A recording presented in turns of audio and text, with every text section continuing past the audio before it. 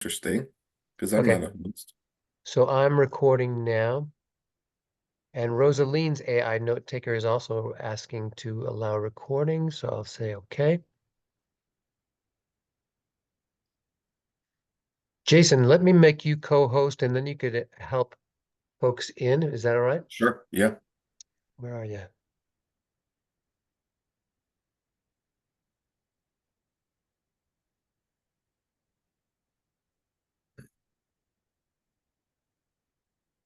Okay. Well, welcome everybody. My name is Stefan Sommer. I'm with the Northern Arizona Climate Change Alliance. I hope you all are doing well. Um, We are glad that you have come to join in on this current presentation of the Climate Talks for Everyone speakers series that's been going on for about a year, and we've had many wonderful speakers. And today the focus will be on building the climate movement. And we are very honored and lucky to have Dr. Zach Brown with us. Zach followed sort of in my trajectory in getting a research doctorate in climate related things. And just as a quick background, Zach grew up surrounded by the wild lands, abundant seas, and retreating glaciers of Alaska. So, front and center climate change. After a field season studying seabirds in the high Arctic archipelago of Svalbard, he became hooked on climate science and undertook multiple research expeditions to the polar seas, the world's fastest warming places, ultimately earning his doctorate from Stanford University. Making the leap from climate science to climate action, Zach hiked and paddled 2,300 miles home to Alaska to found the Tidelines Institute, an education and leadership nonprofit where he now serves as co-executive director, and I believe it is front and center in terms of building that climate movement. So we're very happy to have Zach with us today, and he will tell us of his experiences and how things are going with the Institute and maybe what he sees in the near future.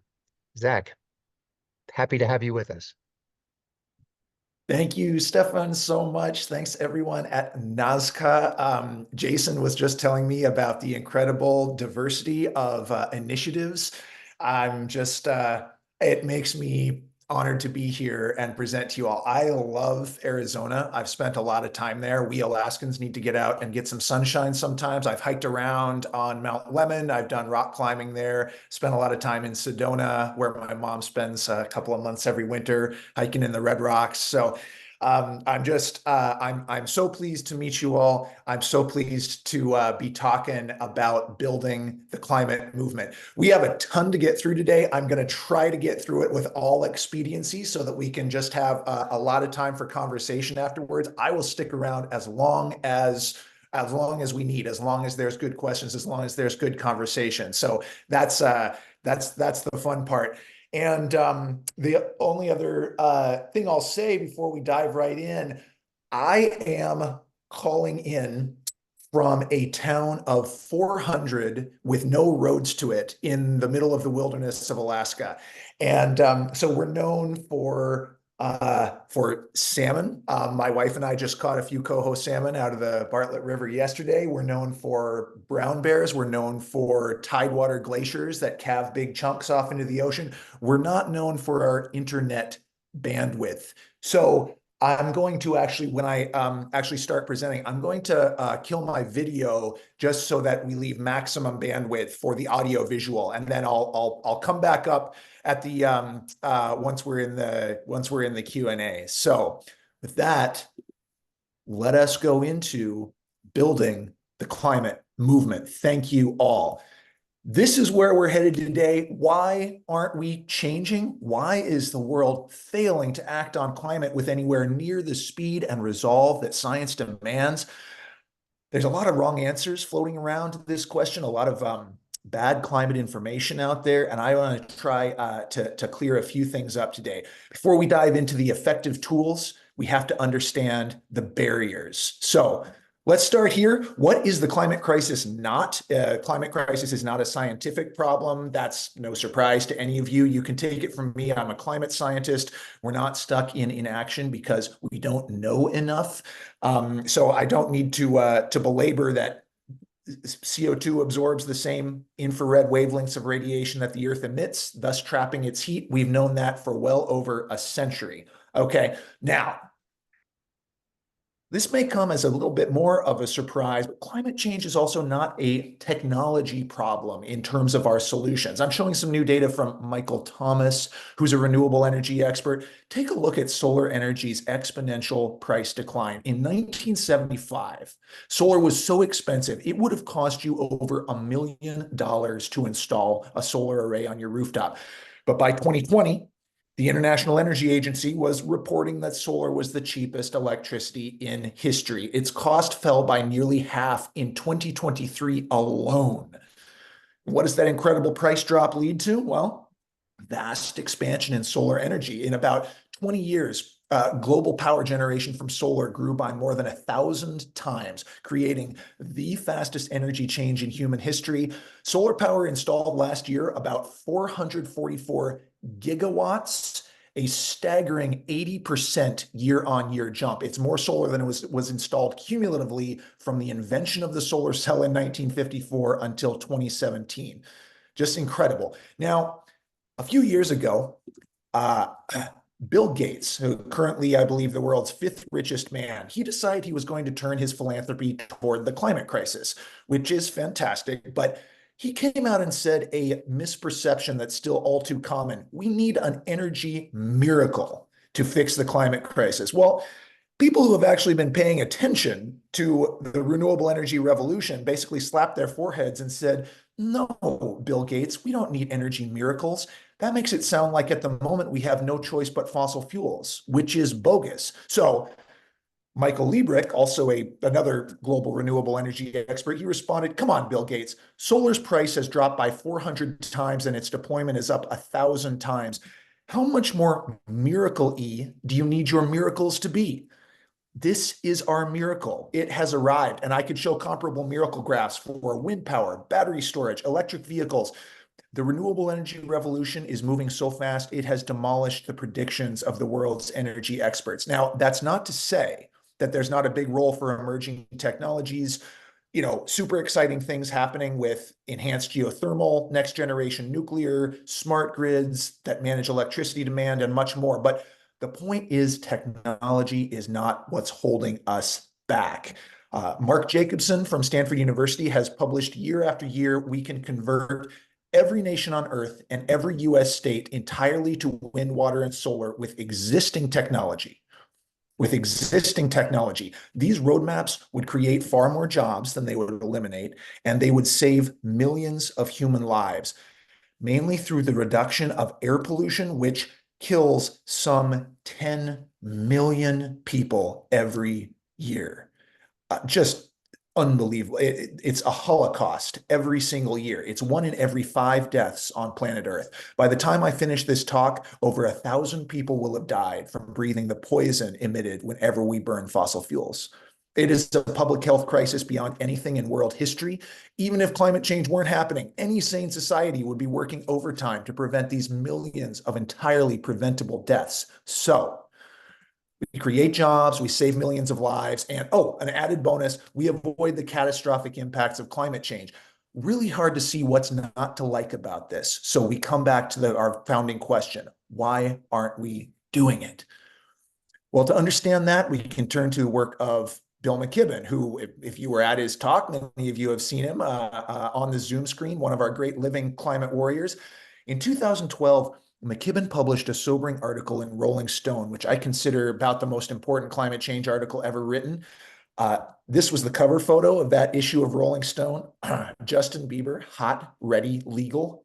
But if you look at the top right, an article called Global Warming's Terrifying New Math, in which McKibben lays out 3 numbers that clearly show the true nature of the climate crisis.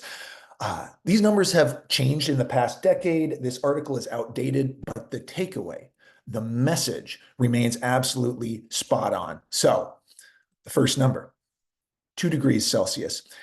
This is our safe ceiling for uh, for average global temperature rise relative to pre-industrial temperatures. In other words, this is how much we can warm the planet before Armageddon really hits. Spiraling extreme weather disasters, famines, droughts, heat waves that kill millions and displace so many more that it creates a refugee crisis beyond our imagination. Every coral reef on the planet dying, the flooding of Earth's coastal cities, that's our world at 2 degrees. To put this in context, so far we've warmed the Earth about 1.2 degrees, but it's important to understand even if we stopped emitting tomorrow, the planet would continue to warm to perhaps 1.5. We've already locked in about 1.5 and our upper limit is 2 degrees. Okay. Now the second number, 565 gigatons, the amount of additional carbon we can emit from here onward and still stay below the 2-degree threshold. That is, this is our carbon quota. Basically, if we burn less than this, we're kind of okay. But if we burn more, it's Armageddon. Now, each year humanity emits around 35 gigatons of carbon, or 35 billion metric tons.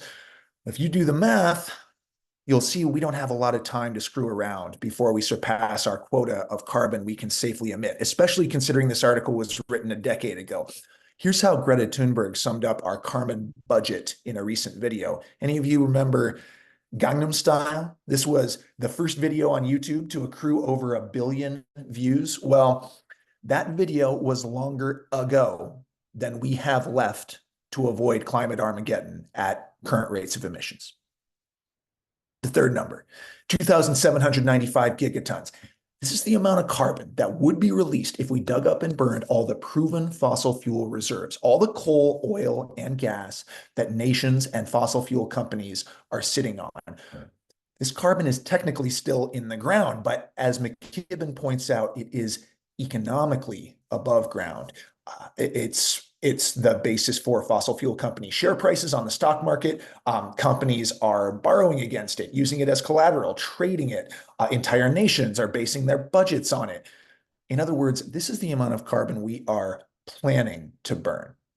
And it won't have escaped your notice that 2,795 is greater than 565. 5 times greater. On the right is the amount that climate scientists say is safe to burn. On the left is the amount we're planning to burn. This is what Greta Thunberg means when she says, I want you to panic. But before you panic, take a look at the implication here. What this implies is that in order to have a hope of staying within the 2-degree limit, in order to avoid climate Armageddon, we have to leave 80% of these proven fossil fuel reserves in the ground, right? We know that 5 times more than can be safely burned is under our feet, so we can only burn a fifth of it. 80% has to stay in the ground. But here's the kicker. That 80% of proven fossil fuel reserves, known as the unburnable carbon, that represents some $20 trillion in profits to the fossil fuel industry. Now we can begin to see the true nature of the climate crisis. Try telling ExxonMobil or BP or Chevron they have to leave $20 trillion in the ground. You might think they're not going to like that very much. So let's dig into the true nature of the climate crisis. I know it won't surprise any of you here to learn that there are ties between the fossil fuel industry and government. Now, this could be any of dozens of governments around the world, particularly those of fossil fuel producing nations or US states. For the sake of argument, let's just call it the US federal government. There is an exchange going on here. There's an arrow going in this direction. What does the fossil fuel industry do for government? Well, the big one is campaign finance. The industry spent tens of millions on the most recent election cycle, the 2022 midterms. We don't even know how much because thanks to the disastrous 2010 Supreme Court decision, Citizens United, tons goes through dark money channels so that its source is hidden. Campaign finance is legalized bribery. I pay to put you in office. Now I own you, bought and paid for. I scratch your back, you better scratch mine. How about lobbying? According to Open Secrets, the oil and gas industry spent $124 million lobbying the US federal government last year and a whole bunch more to state governments, pushing for policies that benefit them. There's an arrow going the other way. What does the government do in return for the fossil fuel industry? Well, how about subsidies and tax breaks? According to the International Monetary Fund, the fossil fuel industry globally is subsidized to the tune of $13 million every minute. $13 million every minute. Subsidies make fossil fuels artificially profitable for fossil fuel companies and artificially cheap for consumers. So we're happy to fill up our giant gas guzzlers. Remember this, by the way, next time someone crows about the free market, they'll tell you, oh yeah, renewable energy is great, but it just can't compete in the free market. Well, ain't no free market when the fossil fuels are being subsidized at $13 million a minute. Here's a recent headline. Can anybody tell me why we're still subsidizing this $36 billion profit? Your tax dollars at work. How about policy? Policies like being able to drill on federal lands, reduction of oversight and regulation, not having to disclose, for example, the slurry the fracking industry is pumping into our groundwater, policies that crush the competition, making it harder for people to purchase electric vehicles or more expensive to add rooftop solar, on and on. And increasingly, especially under the Trump administration, we saw political appointments, people from the fossil fuel industry coming straight into government. An almost unbelievable example is Rex Tillerson, who went directly from the CEO of ExxonMobil to US Secretary of State. I mean, whose interest do you think he was pushing as America's most powerful diplomat? Us, the voters? I have my doubts about that. So round and around this nefarious circle we go. And out of this nefarious circle, of course, is spawned climate change denial. There's nothing grassroots about climate denial. It comes straight from the top. Lies peddled by the fossil fuel industry to cast doubt on the science and delay action. They've been at it for decades. Over the last few years, we've seen more and more revelations about Exxon misleading the public and its own investors. This is well documented. And so you get headlines like this one from The Economist. Fossil fuel barons have poured more than 100 million into these races, raising concerns over special interests. Come on, raising concerns. This is the understatement of the 21st century. Special interests run our government, in particular the fossil fuel industry. I remember going to see Al Gore speak when I was at Stanford, a powerful speaker. And I'll never forget his words. We can't solve the climate crisis until we solve the democracy crisis. And we have one. We do not live even in a full democracy in this country. We live in an oligarchy where the wealthiest industries control our government. The climate crisis and the democracy crisis are one and the same. So let's talk about a couple of the actors in this democracy crisis that drives the climate crisis. In my opinion, these are the two greatest climate criminals in world history. Here are Charles and David, the infamous Koch brothers, who made their fortune on oil and gas, and they've used that fortune to thoroughly corrupt the US government, creating in effect a private mega bank for conservative politicians. These two are the primary reason why the modern Republican Party in the United States refuses to take climate action. As just one example, their political network poured almost $1 billion into the 2016 presidential election. I think you all remember what happened in 2016. Let's just say they got what they wanted. Senator James Inhofe of Oklahoma, a major oil and gas producing state, one of the great granddaddies of climate denial. May he rest in peace. Infamous for calling climate change the greatest hoax ever perpetrated on the American people. Then, when it snowed in Washington, D.C., he brought a snowball onto the Senate floor as proof that it's a hoax. Why would he try to convince the American people that climate change is a hoax using such an idiotic stunt? Easy. The fossil fuel industry paid him to. He took nearly $500,000 from oil and gas for his latest reelection. And again, that's only what's trackable. But I consider Mitch McConnell to be the third greatest climate criminal in history after Charles and David Koch. He spent his career as the Republican Senate leader, turning the US Senate into the greatest tool of climate obstruction the world has ever seen through the anti-majoritarian composition of the US Senate and anti-majoritarian tools like the filibuster. He ensured for decades that the US Senate never passed a single piece of climate legislation nor ratified a single international treaty to stem the flow of carbon into the atmosphere. Now, his obstruction was finally overcome in 2022, as we shall see. Why would McConnell spend his career blocking climate action? Easy. The fossil fuel industry paid him to. He took around $2/3 of $1 million from oil and gas in his latest reelection. By the way, do you notice any other similarities between all these climate criminals other than their fossil fuel ties? They're all rich, old, white men. And when you understand the world in this way, the links between patriarchy, white supremacy, and a fossil fuel economy, the links between climate justice and social justice become clear. The point being, there's no longer any clear line separating the fossil fuel industry from government. And there's a word for this blurring of lines, and that word is corruption. And you don't have to take my word for it. The corruption of the US government that drives the climate crisis is copiously documented by some of our best investigative journalists. I enjoy looking at these titles and seeing that all these brave journalists are women. A fitting contrast to the old white men we've just surveyed. I think it suggests a common sense change to our leadership, don't you? So, what's the result of all this corruption? Well, policies that favor the fossil fuel industry and kill renewables. Thankfully, we are no longer living under the Trump administration currently, who just, stacked every energy and environment post with fossil fuel goons like Scott Pruitt and Rick Perry and Rex Tillerson, more rich old white men who spent their time just destroying American environmental protections and most notoriously withdrawing from the Paris Agreement, which thankfully Biden's administration has rejoined.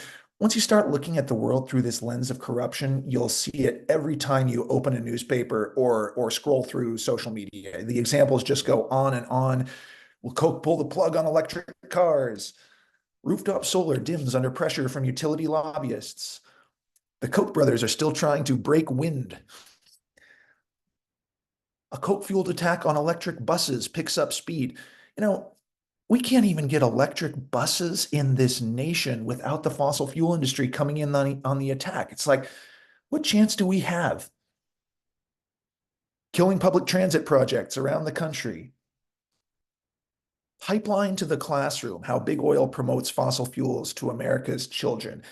It's just nauseating. It's not just financial corruption or political corruption, it's moral and spiritual corruption.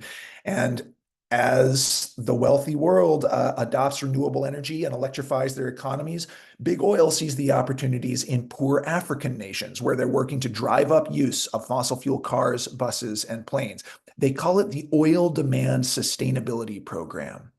They're like drug dealers, pushing their deadly products, trying to addict as many nations as possible before the world catches on. Big oil tells us we're just supplying the world's insatiable demand for energy. You should thank us.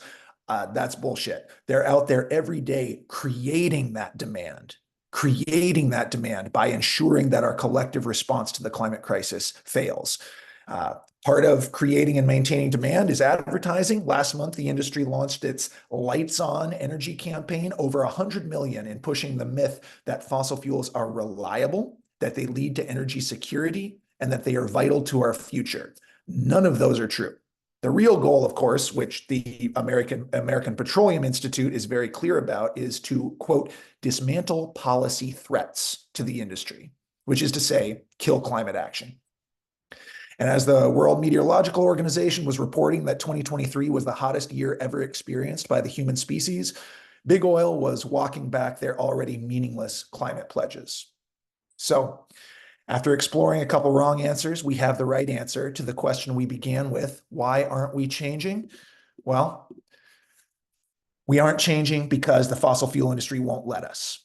We're not held back from solving the climate crisis by a lack of scientific understanding or a lack of technology, or because it will hurt the economy or destroy jobs. The climate crisis is a political crisis because the fossil fuel industry, with its vast amounts of money in our broken political system, can buy power, can buy politicians, can buy policies that lock us into fossil fuels. That's why I'm here telling you that the fossil fuel industry is the enemy in the climate change fight. Their business model is based on burning 5 times as much carbon as the atmosphere can safely hold, and they know it. And I hope I've convinced you in the last few slides, they have no intention of changing that business model. They will watch the world burn before they give up their profits. That is the true nature of the climate crisis. Now, when we see a line like this, we say, well, wait a minute. We all use fossil fuels. Most of us have cars. We fly on planes. We eat food that was shipped from different climates. Therefore, we're all complicit in climate change. How can you rail against fossil fuels when you use fossil fuels? Well, this is an extremely important point. So let's get into that right now. An important paper came out in the scientific journal Science a few years ago by Elise Amel and colleagues. They're environmental psychologists, which I think is a pretty cool line of work. And what they imagined is an individual person looking to do their part to change the world, to help fix the climate crisis. It's more interesting to be specific rather than general. So I'm going to pick on our very own host, Stefan Sommer. Okay, now let's say one thing he likes, so he'll be our individual. Let's say one thing that he likes to do to cut his carbon footprint is to put solar panels on his house. Imagine that. So Amel and colleagues, they define the various spheres of influence a person can have. Okay, the first is the private and personal, right? This is the classic reduce, reuse, recycle level of action. For Stefan, it means putting solar panels on his house, and that's great. But maybe he wants to think a little bigger. He might look to the next circle and encourage friends and neighbors to also put solar on their house. It might help them learn their options, navigate the permitting and financing, understand the benefits. Well, that might not be enough. He might move to the next level and actually start a community organization like Nazca dedicated to, rooftop solar. There's a solar co-op that shares costs and resources among the neighborhood or even the whole city, and they do community education on the benefits of rooftop solar, like lower electricity bills, because with net metering, the utility pays you for adding power to the grid. Well, if that wasn't enough, now Stefan decides to run for president on the rooftop solar platform. And when he wins, he's going to introduce legislation that everyone in the US must install rooftop solar. Well, if that sounds far-fetched, actually, California already did it, for all new homes at least. And eventually, after Stefan does enough work spreading the rooftop solar gospel, we reach the biggest sphere of influence, and that is cultural. Okay. This is when we don't even need a law forcing us to install rooftop solar because, of course, we're going to have solar on our homes. This is our culture.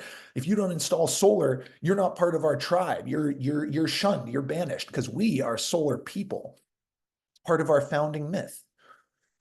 But the most revealing thing about this diagram, they put an axis on it. Okay, the axis that runs from smallest impact at the top to largest impact down at the bottom. And what it shows is that personal action is the smallest level of impact that we can have. If we want to fix climate change, personal action cannot be all that we aspire to. This is a global systemic problem requiring global systemic solutions.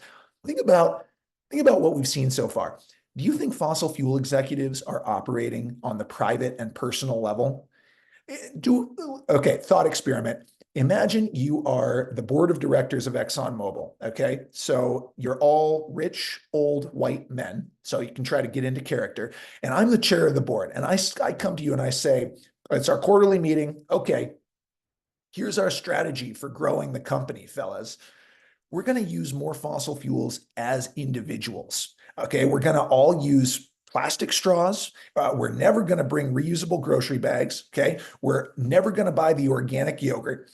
Never ride a bike, always drive. Okay, and I want you each to commit to eating a bloody steak instead of a salad at least 3 times a week. And I want you to commit to taking long showers, at least 15 minutes long. Okay, and if we all do our part, that's going to increase demand for fossil fuels just a little bit. And that's going to make ExxonMobil more profitable. You think that's how they're operating? Hell no. I'll tell you the levels that the fossil fuel industry is operating on. They're operating where the real power is. They're operating on the public level by influencing elections through donations, by gaining political appointments, lobbying, fueling voter suppression efforts, stacking the Supreme Court with conservative justices who are going to kill climate action.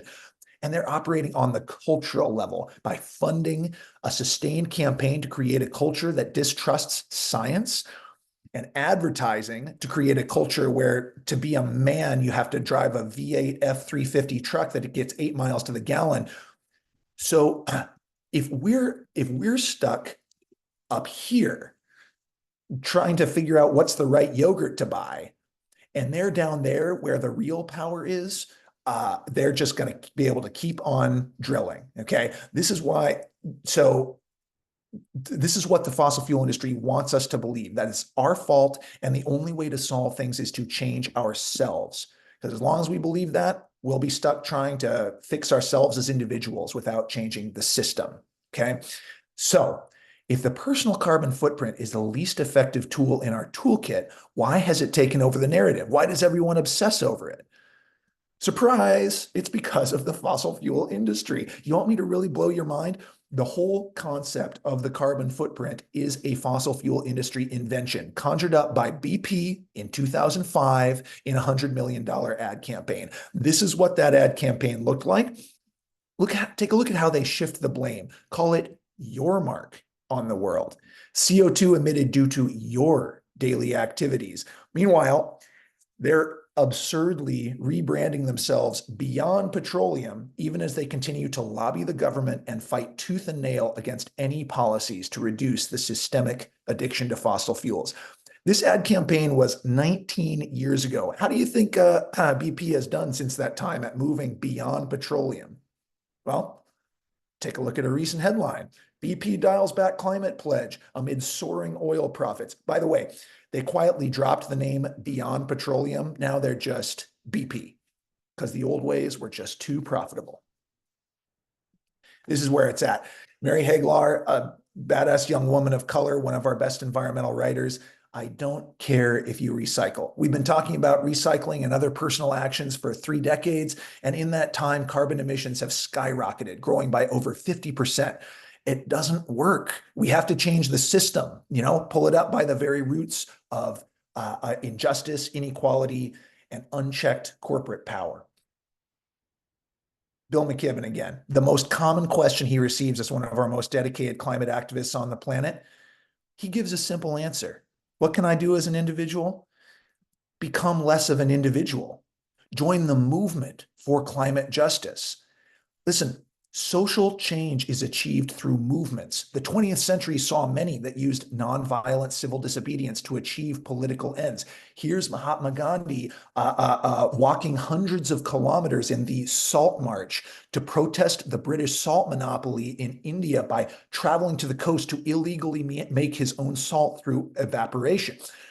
Through this and other acts of protest and nonviolent civil disobedience, India finally gained independence in 1947. Of course, we're all familiar with Martin Luther King Jr.'s I Have a Dream speech, speaking to 250,000 Americans in front of the Lincoln Memorial.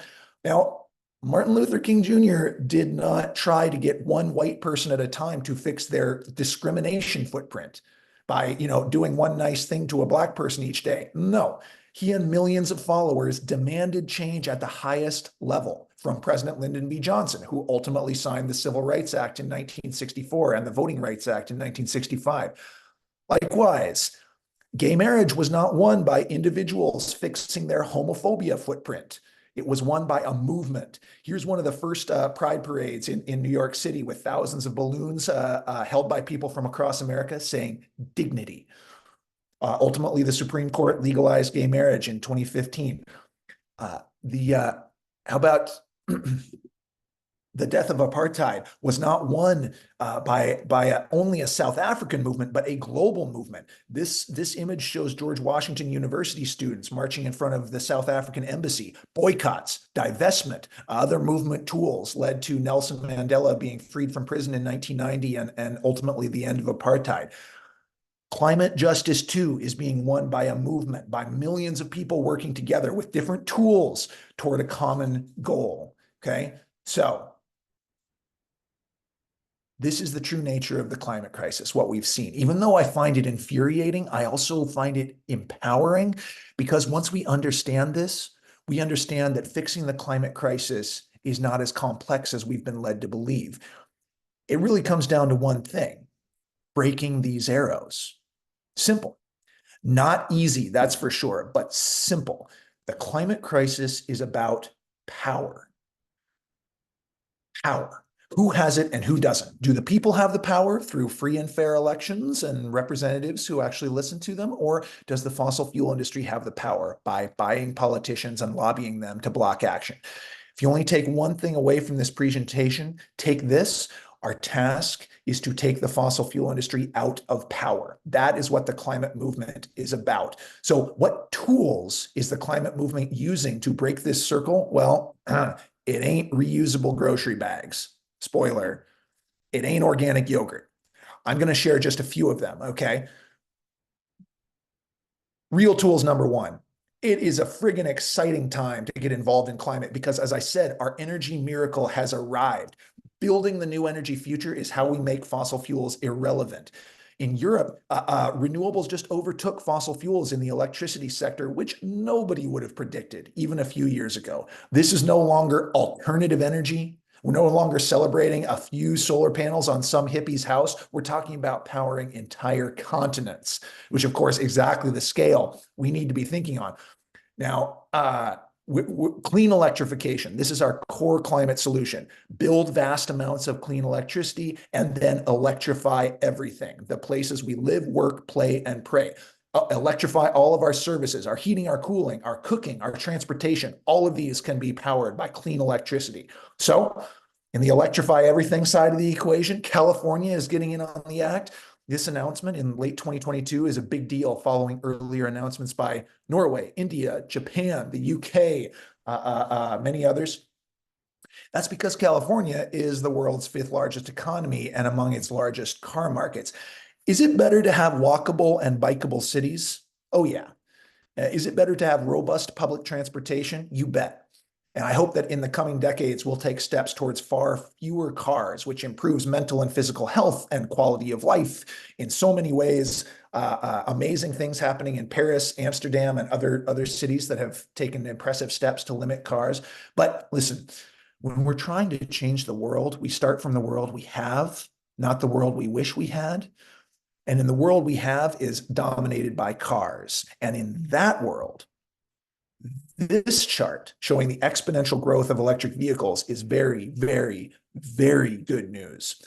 The good folks at The Economist have eulogized the internal combustion engine, and mostly because of the explosive growth of EVs, the International Energy Agency now projects that peak oil demand is just around the corner. Thank God. Soon the world will start burning less oil.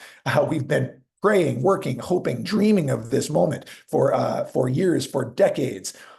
Now, right now, some of you are thinking, well, wait a minute. What about all the minerals it takes to build EVs and deploy renewable energy? Aren't we just trading one extractive economy for another? And the answer is an emphatic no. A renewable economy requires as much as 1,000 times less total extraction. What I'm showing here is the total amount of fossil fuels humanity digs up and burns each year. This is for 2019. Totals around 15 billion tons. Let's compare that to what we have to dig up for a renewable economy. In 2020, that totaled around 7 million tons. And even with aggressive deployment of renewables through 2040, it's a tiny, teeny fraction of what we dig up for a fossil fuel economy, okay? Now, I don't want to minimize real concerns about mining lithium and other minerals for renewables, but please, whenever we talk about mining for renewables, we must put it in the context of what we're doing today, which is far more damaging, 1,000 times more harmful to ecosystems, 1,000 times more human rights abuses. Fossil fuel economy is wildly inefficient. Why? Well, first, no fossil fuel is recyclable. It just pours its byproducts into our air and water, whereas batteries, solar panels, and wind turbines are increasingly recyclable, okay? A far bigger impact is summed up by this quote from Thomas Edison. Burning things is inherently wasteful. A typical internal combustion engine vehicle is at best 40% efficient, usually closer to 25% efficient at turning the chemical energy of gasoline into motion, meaning 3/4 of the gas we burn serves no useful purpose. It just burns up in heat and friction, polluting our world while doing no work. You know how efficient an EV is at turning the chemical energy of a battery into motion? Around 95% efficient. Perhaps most important, when you build a solar array, yeah, you had to mine some minerals in order to build that solar array, but now your job is done. The energy just comes down to it, flowing out of the sky like a damn miracle every time the sun rises above the horizon. Contrast that with building a coal-fired power plant. Building that plant still requires mining and resources. Oh, yeah. But once you've built it, your job is just getting started because you have to keep digging up, refining, and transporting its fuel forever. You want me to blow your mind again? How much of global shipping, all the super tankers, trains, long haul trucks, global shipping is just moving fossil fuels around to be burned? The answer is 40%. 40% of global shipping is just moving fossil fuels around. By moving to a renewable economy, nearly half of global shipping will simply vanish. Now, it shows how efficiency makes new gains possible we might not even have thought of. Inefficiency builds on inefficiency. There are so many reasons to move to a renewable economy, even if climate change were not a thing. So I ask you, if a renewable economy is so much more efficient and requires so much less extraction, why do we have this persistent narrative about the disaster of mining for renewables? Surprise, the fossil fuel industry is behind it. They've largely moved from lying about the basic science to lying about solutions, trying to discredit renewable energy, make us believe it's just as bad as fossil fuels.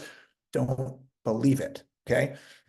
Now, when it comes to clean electrification, where is Arizona? Well, this just earlier this year, the Arizona Corporation Commission, this is the Public Utility Commission of Arizona that regulates the utilities, just killed the renewable energy standards created by the legislature. All 4 Republicans on the commission voted to repeal. The 1 Democrat voted not to repeal. Arizona is the only state I'm aware of to repeal renewable energy standards. Remember, the climate crisis is about power, okay? And when it comes to clean electrification, you can get in on the act. If you live here in the United States, the Inflation Reduction Act will give you a financial incentive to get an EV, rooftop solar, an electric water heater, a heat pump, the most efficient way of heating and cooling your house, or a magnetic induction stove. Get those poisonous flames out of your kitchen, keep your kids from getting asthma. You can break up with fossil fuels. You can banish them from your daily life, and the Inflation Reduction Act will help you do that. Real tools number 2, stop the money pipeline. Finance is the newest and one of the biggest fronts in the climate wars. As Bill McKibben puts it, money is the oxygen on which the climate crisis burns. Take away their financing and the fossil fuel industry can't operate. So stop the money pipeline. They're pressuring the big banks and money managers to stop lending billions to fossil fuels. Divestment is related. Divestment led by faith-based organizations, colleges, and universities. There's so much to say about stopping the money pipeline, but we just don't have time to get into it. Ask me about it in the Q&A. If you're really interested in how to make money work for the future rather than for the past. Okay. Real tools number 3, blockading fossil fuel infrastructure. You know, some people are disposed to put their bodies on the line. Here are the kayaktivists out blockading the Polar Pioneer. Shell's plans to drill up in the Arctic. Every new bit of fossil fuel infrastructure around the planet is meeting resistance from protesters on the ground. That slows projects down. Sometimes it cancels them. Real tools number 4, litigation. Again, something we don't have time to really get into, but these states Countries, cities around the world are facing billions of dollars in damages from the climate crisis. Who should have to pay those damages? Is it the taxpayers? Or is it the industry that has spent decades profiting off this crisis while lying about it in full knowledge of the impacts that were coming? Well, that's what these lawsuits assert. And so far, none of them has held the fossil fuel industry accountable. But as the sheer number of lawsuits proliferates, it's only a matter of time. And of course, the biggest tool at our disposal, elect climate champions. Okay. Political mobilization is perhaps the biggest lever we have to make change because governments write the laws. Now, no amount of nonprofit work from groups like NASCA or Tidelines Institute, no amount of shifting markets, no amount of individual action or voluntary carbon offsets can match the power of city, state, and federal governments to enact policies that bring real change. The rules of the game right now heavily favor fossil fuels, and only governments have the power to change those rules. If we elect climate champions, we get climate action. It's as simple as that. A couple of quick examples. What do climate deniers do when they have power? They try to kill the booming renewable energy sector. Now compare that with Michigan, which in the 2022 midterm elections gained a trifecta for climate champions who now control both state houses and the government. What do they do with that newly earned power? They pass ambitious clean energy goals. This would never have passed if climate deniers had power in either the state house or the governorship. If they had the power to block it, they would have. The climate crisis is about power. It's not complicated. Everywhere you look across the US and the world, it's the same story. If you want ambitious climate action, elect climate champions. The US federal government may still be the most powerful on earth, and in a generation, for 35 years, thanks to Mitch McConnell and others, it did virtually nothing about the greatest crisis to face humanity. So the Sunrise Movement, this is the political arm of the youth climate movement, took it on the run up to the 2020 election. Sunrise elevated climate to the top of the Democratic agenda to the point that every major presidential candidate on the Democratic side in 2020 swore off fossil fuel donations. This is a big, big deal. Our current president is the first in a century who has not been bought and paid for by the fossil fuel industry. And that's exactly why he had by far the most aggressive climate agenda of any presidential nominee in US history. Remember, the climate crisis is about power. Who has it and who doesn't? A headline like this is a sure indication that the fossil fuel industry's political power is waning. Better yet, thanks to tireless organizing from Sunrise and dozens of other groups and thousands of individuals, Biden takes office in 2021 with a bare majority in the US House and Senate. That's called power. And what does Biden and other climate champions do with that power? They pass the Inflation Reduction Act with hundreds of billions of dollars for the green transition. A huge, huge deal, an absolute game changer. Some say the biggest piece of climate legislation in world history. That's what you get when you build sufficient political power. You get action. It can't be repeated too many times. The climate crisis is about power. If climate deniers had had just one more vote in the US Senate, they would have blocked this bill. It's not even a question. And now the Heritage Foundation and other right-wing partners have brought us Project 2025. Their plan, if Trump wins, to repeal the Inflation Reduction Act, gut the EPA, eliminate the Department of Energy offices to hamstring the clean energy transition, eliminate drilling regulations, and so much more, an absolute wish list for the fossil fuel industry. The corruption is so blatant, Trump met with a bunch of oil CEOs and said, give my campaign $1 billion and I'll give you anything you want. We have 65 days until the most important election of our lives. I apologize, Stefan and others, for getting into electoral politics, but it's too important to pretend we're not in the fight of our lives right now. As most of you probably know, the US presidential election is decided by this ridiculous mechanism called the Electoral College, which disenfranchises most Americans. In 43 of the 50 US states, our vote doesn't matter. In Alaska, it doesn't matter. It only matters in 7 swing states: Nevada, Georgia, North Carolina, Wisconsin, Michigan, Pennsylvania, and Arizona. For my part, I am traveling to Pennsylvania in October to speak on climate at colleges and universities to try to rally young folks to get involved in the election. How can you get involved? Contact everyone you know in Arizona. Everyone. Ask them if they have a plan to vote and if they're getting more involved, going beyond their one vote, and then volunteer and donate. I have a lot more to say about specific actions we can take in the next 65 days. I cannot urge you strongly enough. Seize these 65 days. Do all you can because we will never get these days back.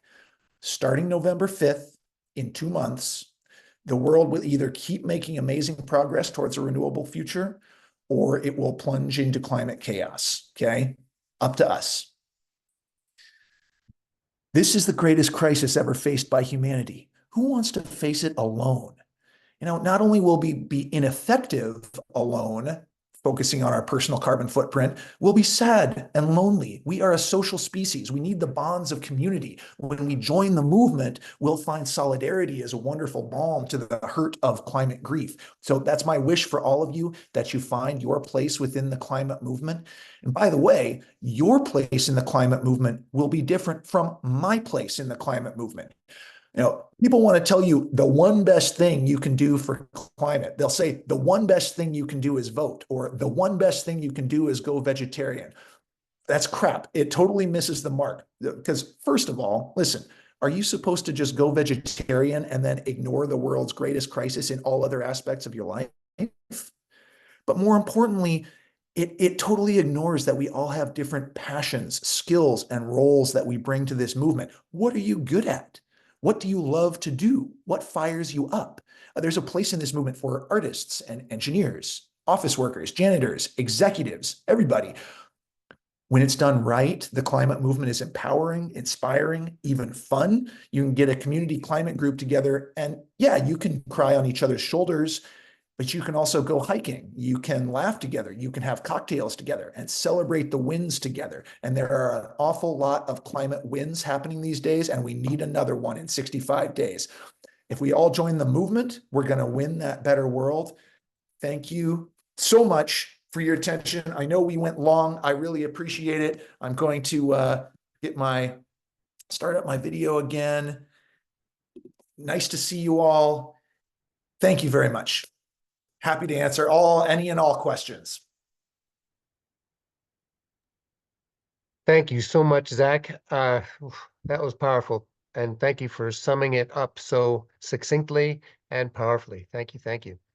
So we have a number of folks in the room. I'm sure you are all activists at some level already, but what questions might you have for Zach in terms of how to get people motivated, what to do yourself, or whatever else,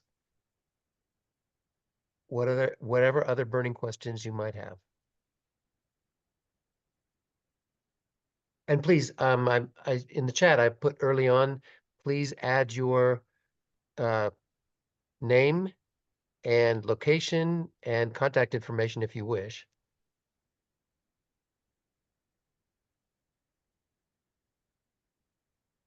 So while we're waiting for folks to gather their thoughts, I've got something.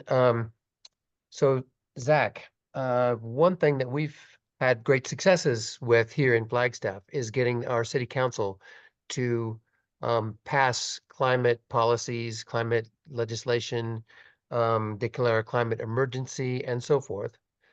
Now we struggle, however, to get them to implement their policy. So, the first step, of course, is to get the policies in place, but then the battle's not done. So do you have any suggestions along those lines?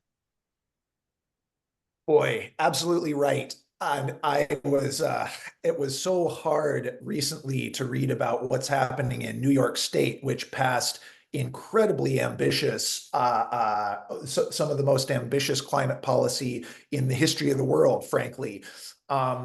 And the implementation just hasn't been there. And that's so tough because you want to believe that once it's a law, that's going to take care of itself. And in many cases it doesn't. So I think the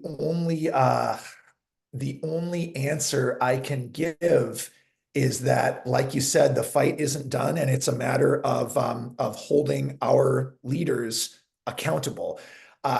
In the example of New York State, Governor Kathy Hochul is in incredibly hot water right now for just renouncing the climate action that she was previously a champion of. And she will not win re-election, right? And so, unfortunately, that's how ultimately every 4 years, every 6 years, whatever kind of election cycle it's run on, that's how we stage revolution in this nation, is by voting out leaders who don't represent our interests in the way we would like.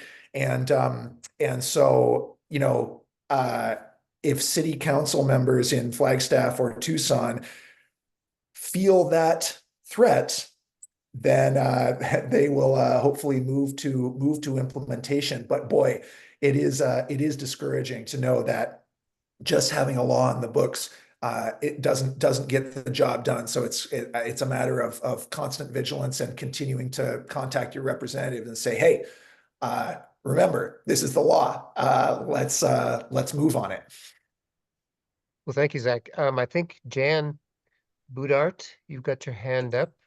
Go ahead with your question. Okay, I'm Jan Budar. I'm in Chicago right now, and I belong to the Nuclear Energy Information Service. And last night we had our once a month program, and our called The Night with the Experts. And our expert last night was Bob Richmond, who runs the marine biology lab in the University of Hawaii. And he spent a good deal of time last night explaining how the fission project or the nuclear power project or the nuclear weapons project, or however you want to characterize it, has contributed very, very materially to the climate crisis. I would like to be able to send Zach that the record of that meeting we had last night, because there's a part of it that you will be interested in as nuclear power helping to cause the climate crisis. And it was commensurate almost with the fossil fuel. So that was the one thing I wanted to mention. And then you mentioned the law that was passed in New York, and in the chat just now, I'm going to try to finish putting this in here. Yeah, okay. I just put in a link, but the link is kind of crazy because I wanted to put in New York State Energy Research and Development Authority, because they're the ones who made this powerful statement. I mean, it was like they had 95 ways of saying that New York cannot afford nuclear power and we need to go to wind and solar. It was just a really cogent explanation. So I just put that in the chat, and I'll put my coordinates in the chat along with that. I'm the secretary of the Nuclear Energy Information Service. I thank you for this program. I thank all the people who came. There's now 15 of us left, and it should be 115, but we'll have to just keep working to try to increase our, if you'll pardon the expression, footprint. Right. You use it 100 ways, which is really interesting. So I'm going to shut up because I'll go on forever if you don't stop me. Well, Jan, thank you very much. So I should mention too that all of these presentations in the Climate Talks for Everyone series are recorded, and they're all available at the nasca.org website. So and they're listed by title, so you can pick the particular topic you want to find out the latest or see what people are doing or whatever. So I encourage everybody to please take advantage of that.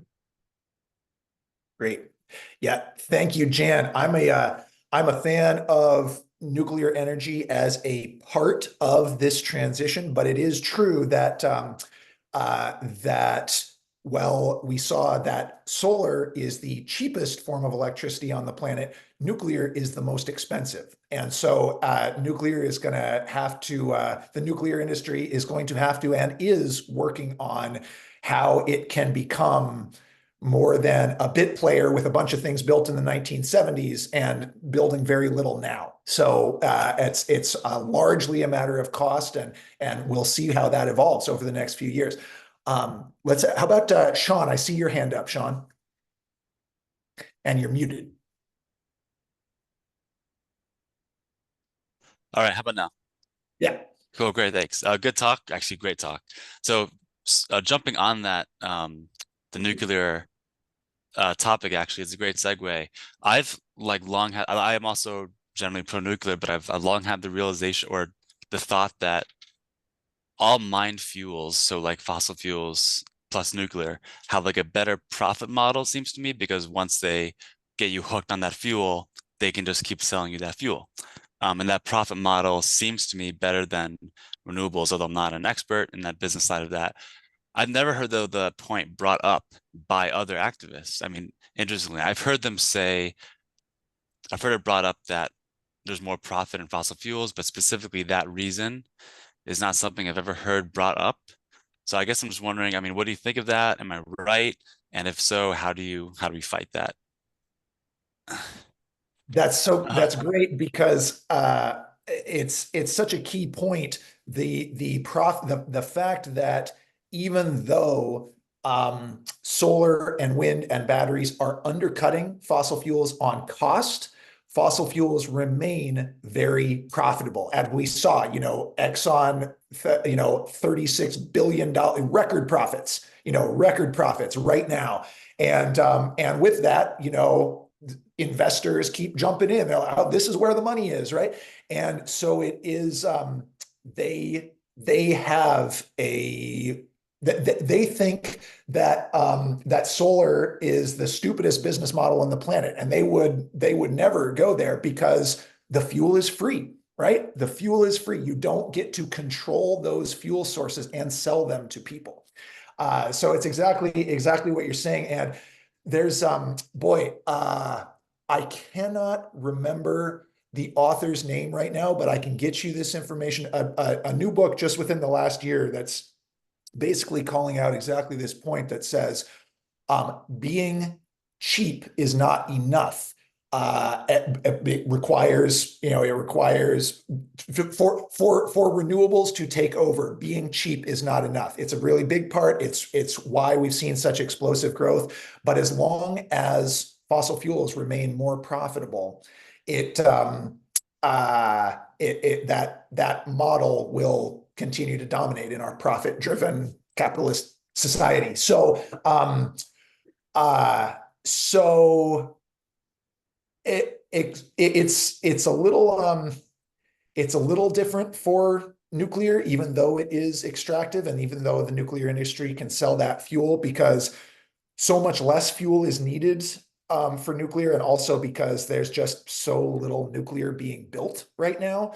But I think it just comes back to that point that if we want renewables to come to dominate the energy system, there have to be strong laws on the books to force it that direction, because shifting markets are a big part of it, but they're not doing it on their own.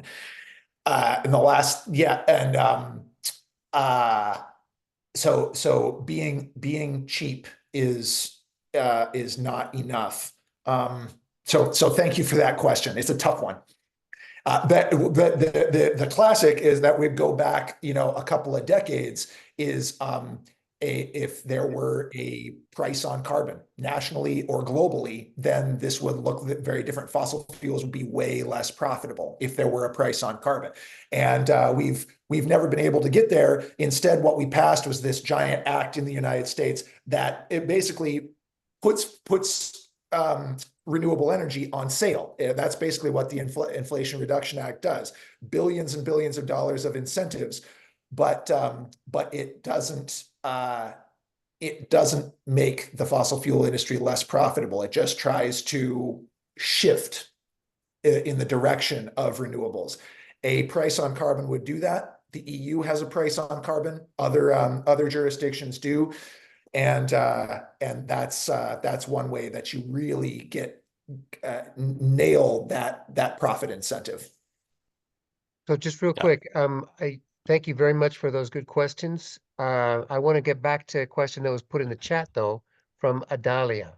What advice do you have for young people / school groups? Thank you, Adelia. It depends a little bit on how young we're talking about. With high schools, colleges, and universities, I mentioned very briefly, the divestment movement is a great place that students are plugging in. That is coming to their, especially at the college and university level, coming to them and saying, hey, listen, you have Harvard University, you have a $40+ billion endowment that is investing in fossil fuels. Well, if we want to move beyond coal, oil, and gas, we have to stop investing in coal, oil, and gas. Sell those shares, invest them in renewable energy instead, right? That's basically the divestment movement, and it's happened at it's being led by faith-based organizations, by philanthropies, even cities and whole nations have divested, pension funds, and especially colleges and universities. Now, so divestment is a great place to plug into the movement. School group, if we're talking about young kids, that's one that honestly, it's a great question because I haven't been asked this before and I haven't given it a ton of thought. I have seen, and I'd be curious what Stefan would say. I have seen young school groups doing very cute and moving protests, having young school groups come to their state capital and talk to state legislatures, 5 and 6-year-olds saying, we want a planet to live on when we're your age, and so I think that's great if you can organize something like that, but it is the tools of the climate movement that I laid out are mostly in the hands of adults. It's true. So I think that's a great question, one to think creatively about. So one of the most effective protests I've ever seen was a bunch of young elementary school kids. I was sitting at, this is when I was at Idaho State University many years ago, and I was sitting in the cafeteria and all these tables full of faculty and students, and here come these little kids with clipboards, and they're asking folks, well, what do you think about recycling? And they get all kinds of answers, and there's a good discussion going because who would you be most motivated to answer that question from if it's coming from a little kid whose future really, the whole future is at stake? And then after that discussion, they asked them in detail, what do you recycle? So they held their feet to the fire. It was really very moving to watch these kids at work.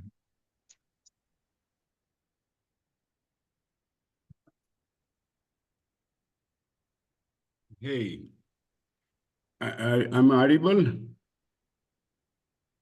You are Am I on, we hear audible? you. Yeah. Yeah. Thanks, Zach Brown. It was very mindful perception from you. You gave a good diagnosis and also solution to the climate crisis. I have a few questions to you. See, from the days of Henry David Thoreau and to you, there is so much of a gap and there is so much of an ecological niche of the US economy. See, George Bush Sr., he was so adamant at Rio. He said, I have no money for climate change. And his successor, Trump, goes to his knees praying Angela cyclone not hurt Americans. My question is, I'm a climate resilient eco-engineer, 67-year-old, basically a space scientist. My question is very simple. If an American has got 4 times carbon footprint compared to an Indian, my question is very simple. If you do not come out with a climate resilient carbon footprint lifestyle, how is that in America you will be able to tune people to the visions of Henry David Thoreau, who was the teacher for Gandhi? You showed the Gandhi image of making a nation with nonviolent direct action. You see, Jack, bro, you had so much of a strength in your argument. You are very, very reasoning. You are very reasoning, logical, and you had all the reasons with you. But I found a big gap. The big gap of unless you have a vision for all Americans. I put a question in the chat box. What is happening to the bill in the Senate? I put a question, right to repair. See, just imagine, if you have right to repair, so much of electronic gadgets, so much of energy intensive consumables. So you have the right to get your material repaired. It's a throwaway culture today. So I want to end by saying your presentation was fantastic, very illuminating, and it gives us a vision, very, very good vision. I found something like Henry David Thoreau, who said, what is the use of a beautiful house if you don't have a decent planet to put it on? You see, things are going on so well, Jack. I'm very proud and happy about you because you are digging at the issue. And about the children, I want to tell you, we have since 24 years. We have since 24 years. Every 1 hour a week, about 250 students are working virtual, doing painting, poems, and a small write-up on the internal, external, and the space. And very recently, it was presented at Republic of Korea in Kospar. See, what I want to say, this group is very good. And I think the only way out is enabling the community to care for itself, as rightly pointed out by IUCN, UNEP, and WWF in 1991. Thank you very much. It was very enlightening. I really appreciate the question and your work in the world. So thank you for being part of the climate movement. And if I understand right, your question is essentially around. I spent a chunk of the presentation saying, forget about the personal carbon footprint. It's a false tool to mislead you, to give you ineffective tools. And you're saying, well, wait a minute now. Americans have 4 times the carbon footprint of the average Indian. If you don't get that under control, then and how do we just forget about that? And I'll be the first to say that I do advocate for ways of life that are less carbon intensive. And I could talk about examples from my own life because it's interesting, and because ways of life that are less carbon intensive tend to make us healthier and happier. And it is also true that, oh my God, in America, there are too many people who have multiple mansions, who have private jets, who have given over entirely to the culture of consumerism. And just saying, forget entirely about the personal carbon footprint. The 1% in America has just a staggering share of the carbon emissions. Now, but when we talk about average Americans living their lives and having a higher carbon footprint than the average Indian or person from Vietnam or basically anywhere else in the world, so much of this comes down to not being crazy wanton consumers who fly around on private jets. It comes from the fact that we have no choice. I'll give you an example. Most Americans that I know would love to have all of their electricity coming from clean sources.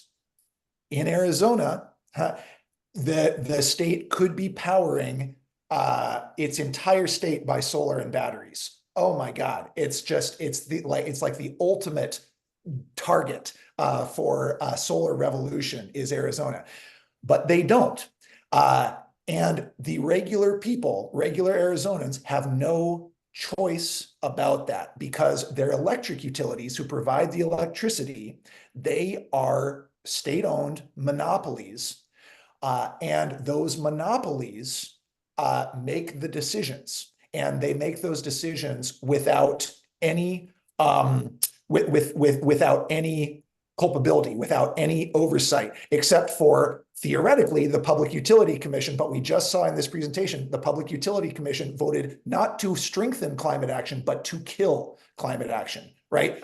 Regular people in Arizona have no choice where their power comes from, and it comes from fossil fuels instead of solar. That's just one example of where the idea that you can live in a fossil-based society but choose to not use fossil fuels, it's a false choice. You can't choose that. So regular people didn't choose to have sprawl extending way out that forces them to have cars and drive an hour and a half each way to work. Sprawl is also it comes from public policy. It doesn't come from regular people saying one at a time, I want to live 50 miles over that way.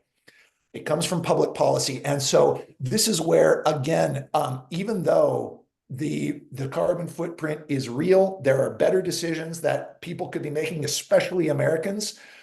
They cannot choose to live a low carbon lifestyle in a carbon dominated society. If we want to move beyond a carbon dominated society, we need that to be the public policy of the United States.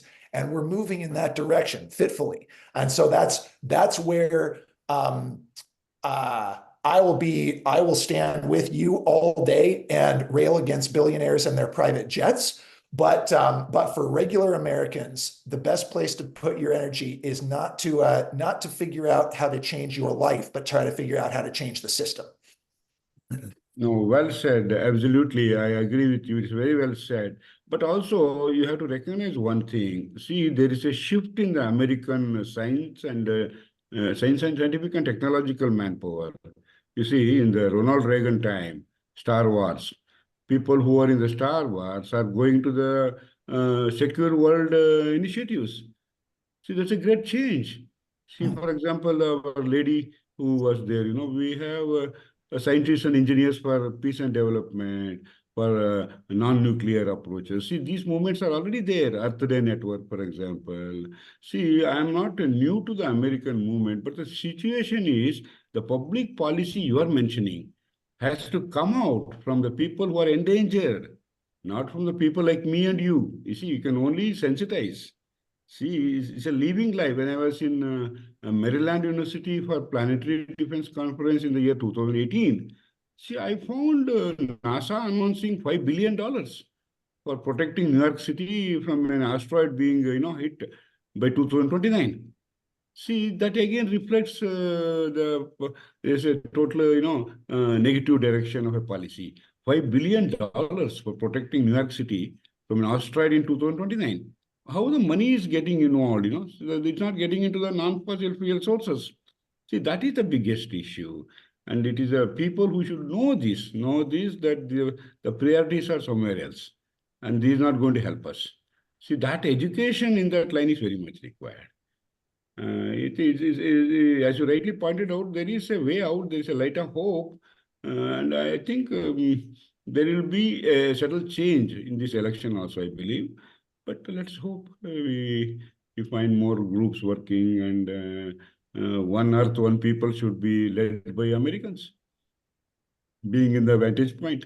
You see, that's how it's not just America and America for Americans. No, it is America for world. No, Americans for the world. That will make a big difference, well of a difference. Thank you, Jack. I had a wonderful learning from your presentation. Wish you all the best. I see So- Marianne. Yeah, thank you very much, Professor Jagannatha. And I want to get to the next question, if that's all right. Marianne, you have your Thank you very hand. much.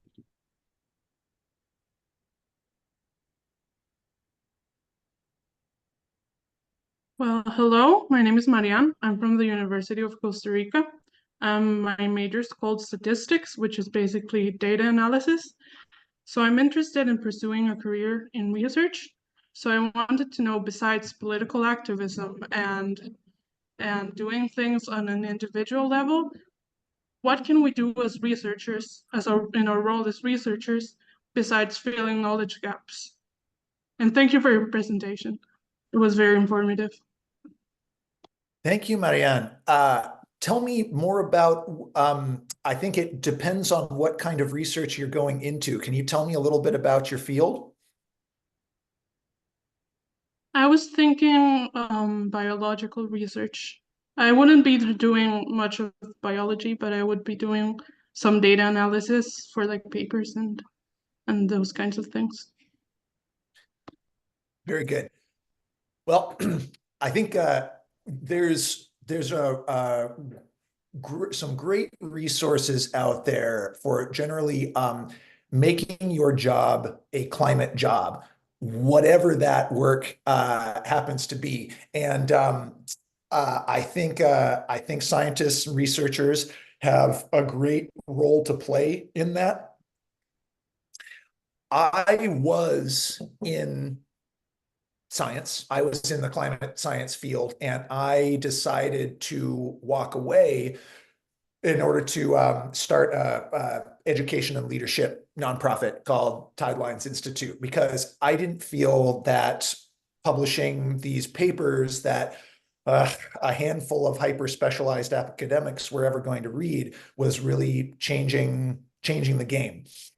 And there are, I think, among climate scientists, there is increasing frustration, as there should be, at the lack of action. But still, too few are turning that frustration into action or protest. Most scientists that I know are pretty much just approaching it as business as usual. You know, we're just gonna keep publishing our papers about the end of the world, even as the end of the world keeps coming closer. And so speaking out as a scientist is a really big deal. Scientists really, there's a lot of hesitancy to do that because science is supposed to be objective. You know, it's supposed to be untainted by the mudslinging of politics. You're supposed to be up in your ivory tower and just kind of looking down on all of the infighting that's happening and say, we're about objective truth. We're not going in there. No, we have to go in there as scientists, and we have to advocate for change. That's my belief. That's my very strong belief, is that scientists as advocates are particularly persuasive. And so that can be speaking out to your community, you know, for example, giving public presentations as a biologist who's also saying, let's take climate action within our community. Let's elect the next climate champion to our community. Let's elect the next president of the United States as a climate champion. Scientists need to be saying these things. And then two, you can also be pressuring your university that you're working at to be stronger on its climate leadership. For example, has your university divested from fossil fuels? Does your university have a electric vehicle fleet, or is it still fossil? Does your university have a fossil-free pension fund? Does your university purchase renewable electricity, or does it purchase fossil electricity? You know, all of these within your, so that's within your workplace. your organization can do better at climate leadership. That's why almost every job in the world can be a climate job, because there's basically no corporation or organization on the planet that's doing everything it could be doing. And so you find those places where it's not doing what it could be doing, and you push.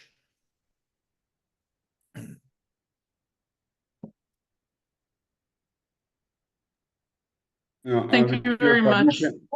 permission, I would like to add to this young lady's question. Well, I said by Zach, I have my own personal experience. See, way back in 1984, I started as a space engineer. Today at home, I am having 18 ecological engineering practices. Solar and wind for part of the electricity, kitchen biogas, wetland, and we segregate waste at source and go for those non-fossil fuel sources within our limitation. See, that makes a big difference. If we segregate waste at source, for example, I carried my own plate, a tumbler, and a spoon to Maryland University to prevent plastic being abused. See, you have to be very choosy. We have to be very specific in opting. The climate resilient lifestyle is something of a new niche. We need not be in the Henry David Thoreau time. Today we are having an alternative to do. A total different alternative to the plastic, for example. What is required is abuse-free plastic use. People generally mistake between the use of plastic. See, you take the space vehicle, heart valves, motor vehicle parts, even the bindis, the cultural bindi in India, it's a plastic today. Women use it. But it's not the plastic use that is a serious problem. It's the plastic abuse. See, you should be very careful about this use and abuse. And what I like the other thing, Zach, is your subtle coming out of saying that a scientist is no longer neutral. Scientist has to be positive.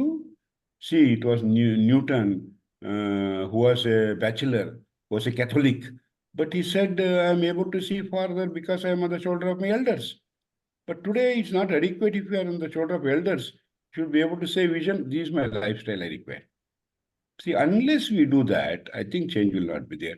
And the last thing I would like to tell you, in a social order or a personal level, the threshold point is there.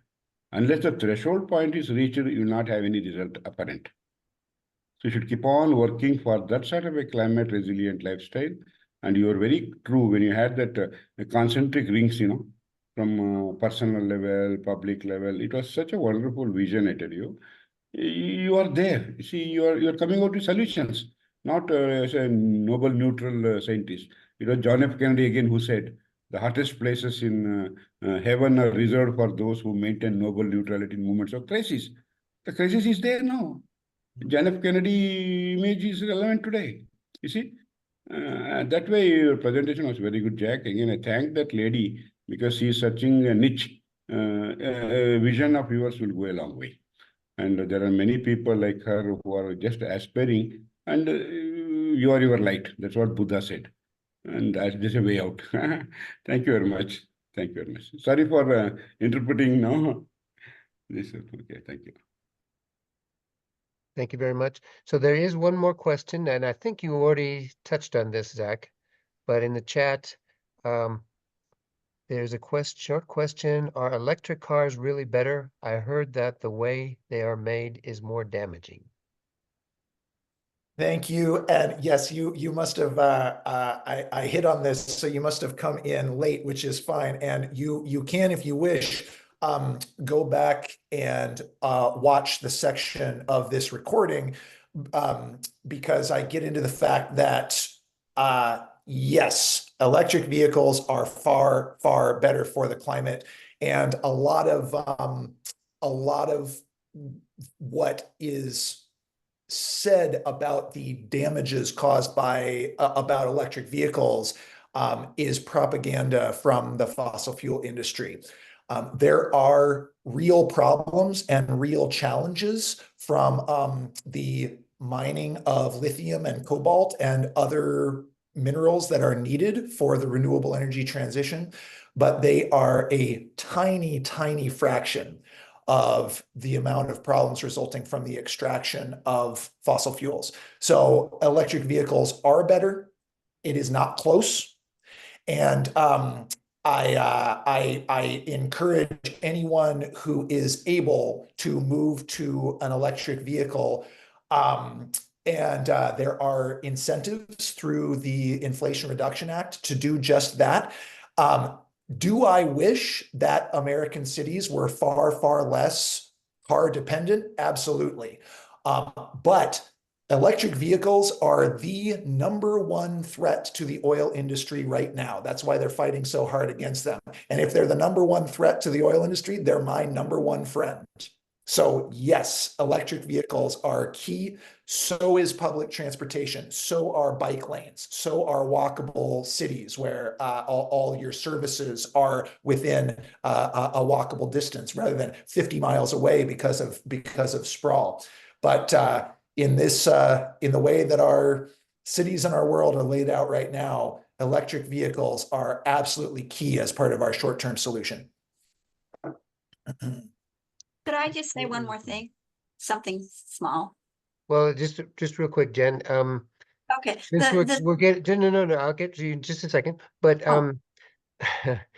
just real quick, we're getting sort of towards the end. So, and Jen has asked one question, so I encourage anybody else who still has a question, please come forward with it now. And if nobody, then we will go straight to Jen. Okay, I'm Go ahead, afraid my Jen. question is more of a comment.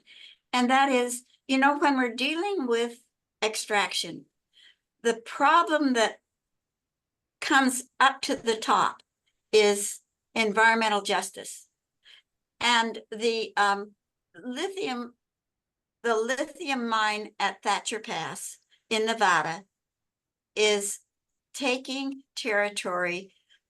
Say, you know, I don't think indigenous people have anything that's not sacred. They don't have a piece of unsacred territory, but that place is quite sacred to the indigenous Americans who live there. The same is true of the lithium thing down in South America, where it's just a huge store of lithium, but there are indigenous people who inhabit the territory. So I think what we need to talk about when it comes to extraction of resources is there a way that we can do it just environmentally justice way, rather than just going in and saying, we need this, you got to move out, we bringing in our heavy stuff, we're gonna drill, you know, and you've got to leave. This is a big problem, of course, major with fossil fuels, much more so than the others, but still, it's something we have to think about. That's right. That's right. Environmental justice is the frame that I think has really come to the fore in the 21st century. And I think that's a good thing. And I think it's a good thing to approach any new extractive project with that lens, and to make sure if it's done at all, if we decide as a society that this is the right place for this extraction to happen, then let it be done in the most environmentally and culturally sensitive ways as possible. And we always must put it in context of the incredible social injustice being wrought by fossil fuels for a century and a half. Right. I certainly agree. Yeah, and so oh my God, just the litany of social injustices, deaths and poisoning that the fossil fuel industry has wrought through its extraction. So we know that it will be as much as 1,000 times less of that under a renewable economy, but that doesn't mean we're not going to dig some new holes. Well, thank you again, Zach. And I guess one last call for any questions. If you've been hesitant to bring forward your question, please do so now.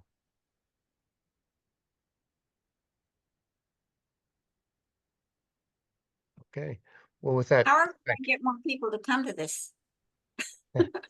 I mean, look at us, 12. We had 20 altogether.